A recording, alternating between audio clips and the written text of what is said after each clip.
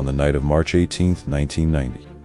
Two men wearing police uniforms walked through a museum door, moved quietly through intimate galleries, and walked out again carrying 13 works of art that would never return. No one fired a shot, no one was killed. But the empty frames left behind changed how museums protect our cultural memory and launched one of America's most famous unsolved mysteries. Tonight, we follow the evidence, the leads, and the people who still wait for those paintings to come home. Chapter 1: A collector's house, not a fortress. The Isabella Stewart Gardner Museum is not a warehouse of paintings. It's a collector's house, carefully assembled rooms of art, tapestries, and personal treasures hung with a curator's intimacy. Founded in 1903, the museum preserves a private vision that the public can visit.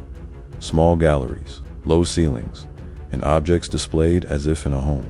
This intimacy is part of the museum's charm and part of its vulnerability.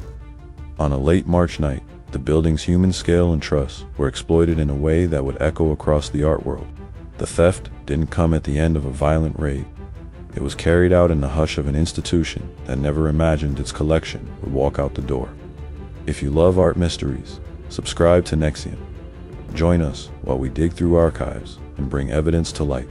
Chapter 2: The Night of the Heist.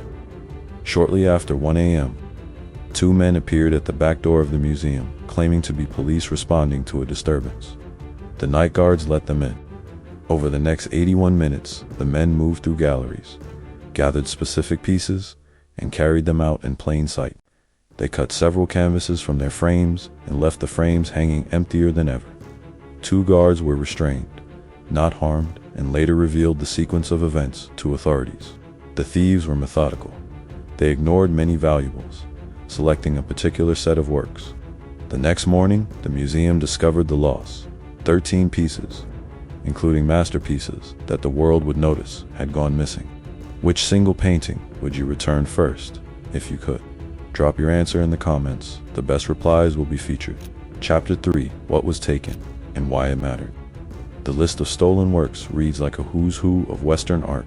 Vermeer's The Concert, Rembrandt's Christ in the Storm on the Sea of Galilee, as well as drawings, a Degas, and other irreplaceable pieces. Insurance estimates place their combined value in the hundreds of millions. A headline number that helps sell the story, but misses the real loss. Public institutions are stewards of cultural memory. When a museum loses a Vermeer, the public loses a piece of shared history. That loss is not replaceable by insurance or a monetary figure.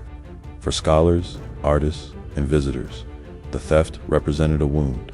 Chapter 4: The investigation begins. The FBI led a sweeping investigation. Tips poured in. Informants surfaced. Investigators combed through leads for years. Some leads seemed promising: whispers of private collectors, shadowy middlemen, and suspicious auctions. But producing provable evidence is difficult. When networks protect anonymity, and when art shifts hands quietly, the museum offered a reward. The FBI maintained a file with thousands of pages. Yet, despite intense effort, the investigation never produced the irrefutable proof needed for prosecution. That absence fed public fascination. The case transformed into a puzzle for professionals and hobbyists alike. If you want deeper investigations like this, subscribe to NEXION. We bring archives and analysis together. Chapter 5: Theories and the Market.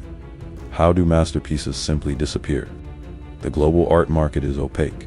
Private sales, closed-door transactions, and collectors who prize secrecy create cover for stolen works. Theories fall along three broad lines. 1. Private collector theory. Wealthy collectors hold pieces in secret, unwilling to return them for fear of legal consequences. 2. Piece-by-piece distribution. Thieves sell works slowly, in fragments or to different buyers, dispersing provenance. 3. Destruction or damage. In worst cases, works are irreparably damaged or hidden beyond recovery. Each theory is plausible. Each carries different implications for recovery.